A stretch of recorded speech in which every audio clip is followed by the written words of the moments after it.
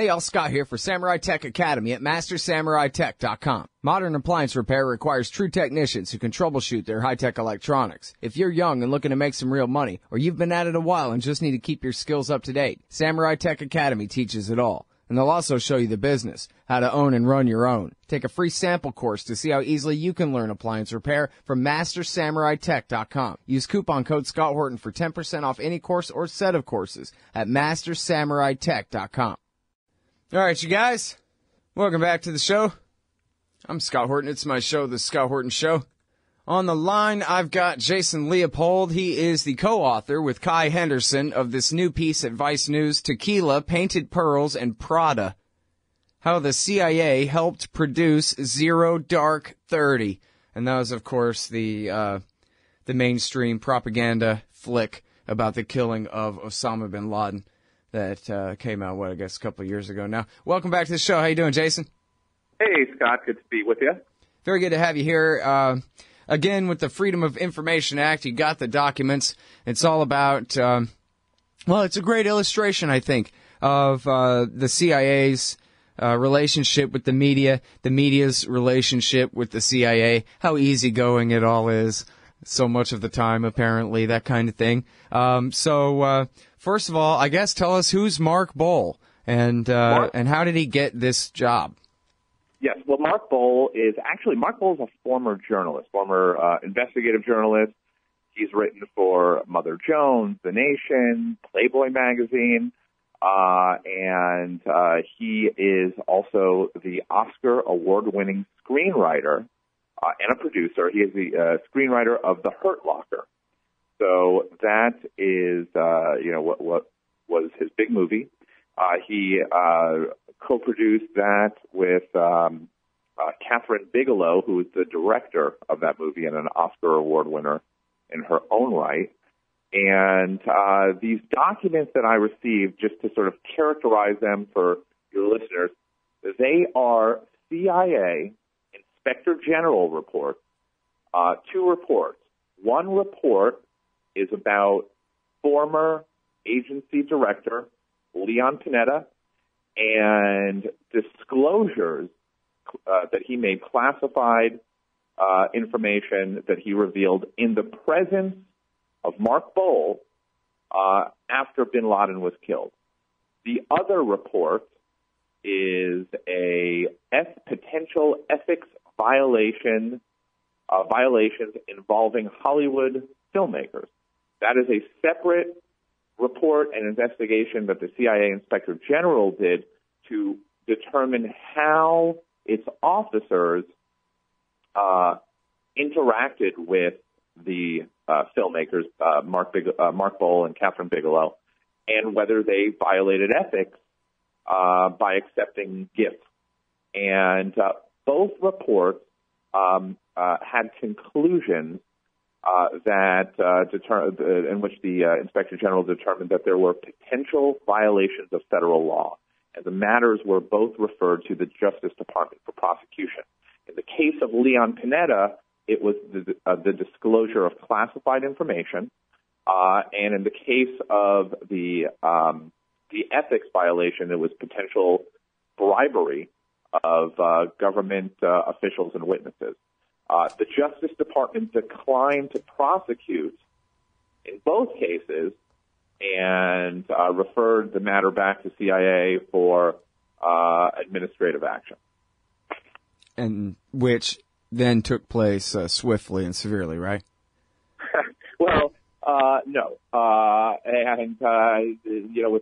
With the CIA on the ethics side, with the ethics violations, basically what the CIA did is they, it issued some new ethics guidelines and policies for its officers whenever they deal with Hollywood.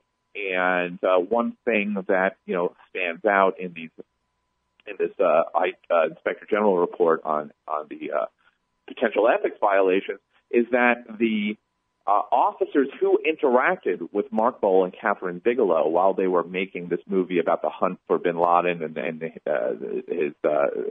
fact that the U.S. killed him was that they had no idea they were given no guidance on ethics. So, for example, What's really fascinating about these documents is that it does not just show how they interacted with Mark Boal and Kathryn Bigelow, and it does not just show how the CIA had a hand in drafting the script and co-producing this movie.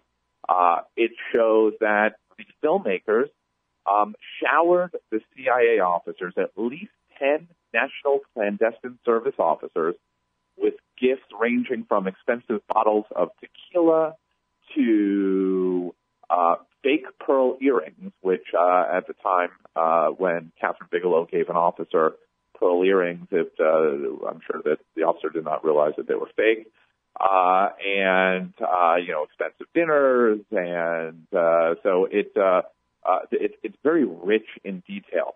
Now, let me just add that the role that the CIA had with this movie, there were some details that were already known. What I'm revealing that's new here is that I'm revealing that the fact that these reports have never been released. These are previously unreleased reports, and the reports, describe the extent to which the CIA was involved in this film.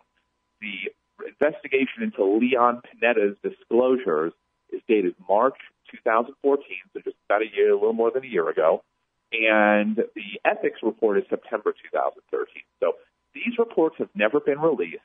They do provide incredible new detail showing how far and how involved the CIA was with the creation of this movie. Yeah, it's an interesting thing about how on one hand, they're willing to basically, it sounds like, let the CIA write the whole script, more or less. But then I know that there were at least a few who had tried to follow up with the movie makers here who had said, yeah, but, did you check these facts? I mean, to what extent did you do journalism to verify that the things you put in this movie are true? And they go, oh, it's just a movie. Oh, it's just a movie. But At the same time, of course, the whole point of the movie is they're trying to tell you this is the way it happened. We know because the CIA told us. Yeah, it's what's really interesting about this is that the documents show there's a great time. By the way, let me just add that there's a great timeline in these documents. It's actually in my story as an image, we sort of posted it prominently. But there's a great timeline in here, and it shows that Mark Boal read the script over the phone to the CIA's Office of Public Affairs. Now, the Office of Public Affairs is the liaison with the entertainment industry. He read the script over the phone. They objected to several scenes that were in the script in which Mark Boal wrote that detainees were interrogated with dogs, or dogs were present in the interrogation room, that detainees were being punched and kicked, and that CIA officers were partying on a roof of a building and shooting off guns. And the CIA, in these documents, it says CIA officers would never do such a thing. So he took that out. He took that out of his script. So, excuse me, it's a great example of how the how the agency really, really did play a role in this. And, the question also becomes is, who was helping who? Was it the CIA helping them? Was it, the Bigelow and Boal helping the CIA? I think it worked both ways. On one hand, the CIA and the Obama administration really wanted to get their narrative out there about, bin Laden, and Bigelow and Boal really, really wanted access. They wanted access to the agency. All right, y'all. We got to take this break. Hold it right there. We'll be right back with Jason Leopold reporting for Vice.com. Tequila, Painted Pearls, and Prada. How the CIA helped produce Zero Dark 30. Back in a minute. Hey, you own a business? Maybe we should consider advertising on the show. See if we can make a little bit of money. My email address is scott@scotthorton.org. All right, you guys, welcome back to the show. I'm Scott Horton. It's my show, The Scott Horton Show. All right, Jason, welcome back. Let's see how you sound. Sound good on this end. How am I sounding there? Oh, yeah, way better than your cell phone. Very good. We'll go on like this. Hey, so, the commercial, it got in our way. But we're discussing how the CIA helped write, basically, the screenplay for Zero Dark 30, which is the dramatization of the raid on Osama bin Laden's house. And, of course, I think we actually skipped all this. We're in the very interesting nitty-gritty details here, but we sort of missed the real meta narrative here, whatever you call it, the larger narrative here, which is torture. Not that you miss it in the article. I'm just saying so far in the interview. Torture led us to bin Laden. Thank goodness for torture. And every time that we had a real debate about torture and it started coming to a head, yet always, and it's happening again right now, you always have these guys come with this full court press saying, hey, torture saved American lives. That's their narrative. Because we tortured this guy, he admitted this thing, and that's what led us to that guy. But now we know that nothing to do with a courier led to Osama bin Laden. It was a Pakistani intelligence official or a general who walked right into CIA headquarters and handed him right over. The whole thing about the courier was a lie, not just that they tortured somebody into admitting that it was, you should follow this courier. Never mind the entire, fiction in the movie about how they follow the white truck down the highway and all their crap they made up. Right. Well, I think that, there's many good points that you made here. And let me just say, as part of this narrative, where, this is a multi-layered narrative. What everyone should know is that Mark Boal and Kathryn Bigelow began working with the CIA in 2010. So before bin Laden was killed, they were actually working with the CIA on a movie called Tora Bora, and it was about the fact that how the CIA let bin Laden slip through its fingers, after 9/11. Mark Boal contacts the CIA in April of 2011, and says he's traveling to Afghanistan and he's contacting the CIA the way as Leon Panetta requested, if he ever intended to go there, and he's making that call.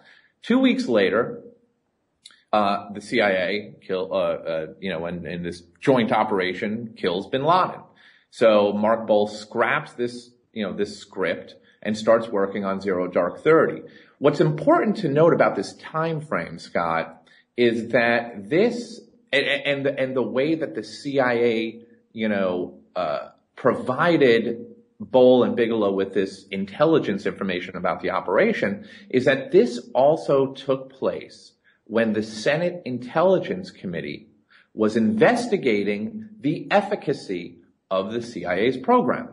And the CIA's torture program. And what the Senate Intelligence Committee ultimately found out is that the use of torture did not result in any unique or valuable intelligence. No intelligence that could be deemed actionable.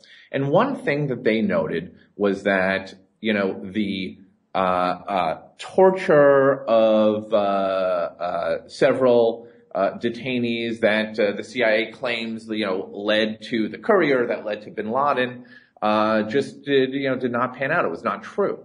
So on one hand, you had the CIA that obviously wanted to get its narrative out there, and how better to get your narrative out than to use Hollywood to make a movie about how torture played a role in killing bin Laden, leading us to bin Laden and his death, and get that out to a mass audience. Zero Dark 30 made in a worldwide box office over $130 million.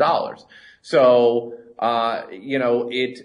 it was so intense in terms of what was taking place behind the scenes that Dianne Feinstein, who was the chairwoman of the Senate Intelligence Committee, when she learned that the CIA was, providing details, and had worked with, Bigelow and Boal at the same time her committee was writing this report and, giving them this narrative about bin Laden, she took the unprecedented step of writing to the president of Sony Pictures, and basically saying that they had an obligation to correct the record, on what this film portrayed. So, that's the context in all of this. And you make a very, good and important point about torture. This week, we are seeing the release of a book called Rebuttal. This is a book that contains essays from former top CIA officials in which they rebut the Senate Intelligence Committee's report on the CIA's torture program. And so this has been going on, obviously. This story is not going away. This issue of torture, this debate about torture, who controls the narrative, continues. And these documents that, I obtained through this FOIA, Freedom of Information Act lawsuit, is another part of that, that narrative, another wrinkle to the story.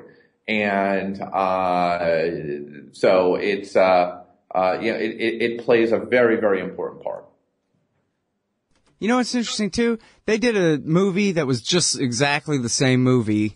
I'm pretty sure with the same torture narrative. I'm not sure what the differences were, but for the Learning Channel or the Discovery Channel or one of those. And it has the heroic red-haired CIA lady and everything. It's the exact same movie pretty much. You know the one I'm talking about? Have you sued for the documents on that script too? Yeah, I mean, I've actually, requested a number of different documents related to, the work that the CIA has done, or their roles with Hollywood. And I think that, look, I'm not, I'm not breaking new ground here. The CIA's role with Hollywood, their work with Hollywood goes back decades. There's been books written about it. But it's always interesting to see, the evolution of that, if anything has changed. I mean, like I said, certainly these documents are fascinating for many, many different reasons, as well as the fact that it led to the creation of this, new ethics policy, that the CIA put out. But I'm still waiting on everything else. Scott, that, documents, it takes a long time to get them. I'm a very patient man, and hopefully that will eventually come through. Yeah. Hey, it's a virtue. It certainly works out for you in your reporting. In fact, thank you. There's been, I don't know, not to change the subject, but there's been at least a handful of just profiles of you and the journalism that you're doing because of how far out in front of everybody else you are on so much of this stuff. So, that really speaks to the value of the work you're doing. So, I don't have to tell you. They already are all telling you. All right. So, thanks. Yeah. Now, so the thing about, all these gifts that they accepted, it's sort of, is beside the point. The real point is how much the CIA influenced the way that they wrote the movie and produced it and made them look and all that. And that's the real meat of it. But then again, as you say, looks like they're breaking the law, going both ways here, really, coming and going. And of course, then there's complete, impunity and a complete lack of accountability. The IG, you said, recommended it to the Justice Department, and they said, nah. Yeah, and I think that is very important to note in the context of how the Obama administration has aggressively pursued the leak of classified information, the disclosure of classified information, how the administration has aggressively prosecuted individuals for disclosing this information. But, I think these documents are another more evidence to show that not all leaks are equal, Scott. This was Leon Panetta. There was a disclosure of classified info. Yep. It's interesting also because he, as director of the CIA, he has this sort of instant declassification authority. He could say something will be instantly, declassified. So, the fact it is kind of interesting that they investigated that at all. I mean, after all, there's official leaks in the New York Times and Washington Post every day, that kind of thing. What was different about him leaking this than those kind of situations? The issue about this was the fact that, I left that out, was that, Mark Boal, what happened was that after bin Laden was killed, maybe about 6 weeks later, less than a month later, the CIA held an award ceremony, what they call the bin Laden award ceremony. It was held at CIA headquarters in a tent. outside of headquarters, attended by about 1,300 people, including the Navy SEALs. Mark Boal was invited to this. He secured an invitation to this classified award ceremony. He does not hold a security clearance. And his presence there concerned a number of people who were present, who were at this award ceremony, and they found that on one hand, Leon Panetta, did he extend an invitation to Mark Boal? Did he know he was there? There was conflicting information about that. But there was when Leon Panetta was giving a speech, his speech contained classified information. He identified the Navy SEALs, by name, the ground commander by name, information that would otherwise be classified. They found that his speech itself was classified as secret when it should have been top secret. So there was a complete breakdown of safeguarding, information here. And so they decided, oh wow, we need to investigate. One, how did Mark Boal get here? How did he get an invitation? Who authorized it? What was really fascinating is that when they was confronted with this, when Leon Panetta was confronted with, did you know that Mark Boal would be here? He said, no. In fact, I wouldn't be able to identify Mark Boal anyway because I've never met him. Well, guess what? The Inspector General found that Leon Panetta's story didn't check out because a year earlier, he did meet Mark Boal. He also met Kathryn Bigelow. He sat with them at a table at the White House Correspondents' Dinner. And included with these documents is the seating chart of the White House Correspondents' Dinner, showing that Leon Panetta sat with Boal and Bigelow. And it was at this Correspondents' Dinner that he said to them, if you ever need anything, you need any help from the agency with your movies, with this Bin Laden movie, give us a call. And so that's sort of why they, part of the reason why they kind of, continue to push this. I did note that the oddity of it is that, as director of the CIA, he's considered what one would call an original classification authority. So he could also just kind of instantly declassify. The information that he revealed, that should have been top secret contained, Defense Department information, particularly or specifically some NSA information. So, and Mark Boal, was there to hear it all. Yeah, it's still kind of puzzling because, usually there's only two kinds of leaks. The kind that the official government, somebody on the level of Panetta or, the White House, wants in the media, which is perfectly fine, or, someone heroically trying to tell the truth about government crimes to the American people, and then they go to prison, and they're treated, they're charged with espionage and this kind of thing. And now, obviously, this didn't go that far, but it seems like, man, there must have been a political vendetta somewhere. Somebody had a vendetta, but maybe between the National Intelligence Director and Panetta or something, for this to go that far against Panetta, or because I'm trying to think like the counterfactual, if they just invited Bob Woodward to that thing to write it up for the Washington Post, or Walter Pincus or David Ignatius or something, that would have been just perfectly fine, right? Or is it that there were so many people there watching, or yeah, well, actually, that's an interesting point. And one of the issues that came up is that journalists obviously don't get the same sort of access that, these Hollywood filmmakers get. They certainly get access, Scott. We know that. We know that Walter Pincus, for example, gets plenty of leaks and access to the CIA. However, this was something that was just so unique and extraordinary because Mark Boal, the screenwriter, was invited by the top officials. He was meeting with top officials. These officials said that they didn't consider him to be a journalist. They considered him to be, Hollywood, a Hollywood screenwriter. So he was, he was treated differently. But it's very clear that, as I noted, that, not all leaks, not all disclosures are treated the same. And this was still a disclosure of classified information in the presence of someone who was not clear to receive it.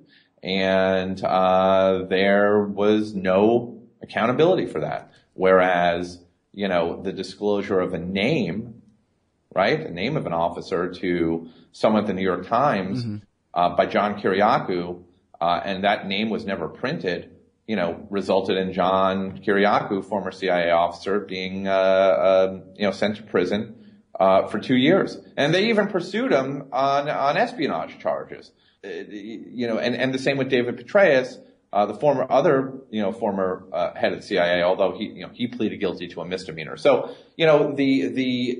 it just comes down to the fact that they chalk this up as a mistake, an oversight, disorganization, and that was it.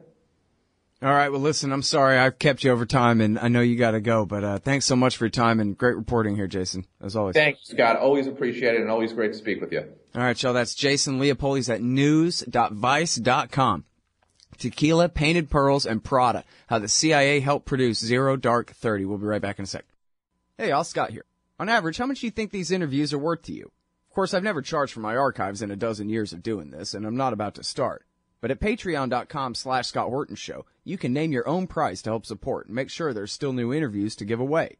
So what do you think? 2 bits? $1.50? There are usually about 80 interviews per month, I guess, so take that into account. You can also cap the amount you'd be willing to spend in case things get out of hand around here. That's patreon.com/Scott Horton Show. And thanks, y'all.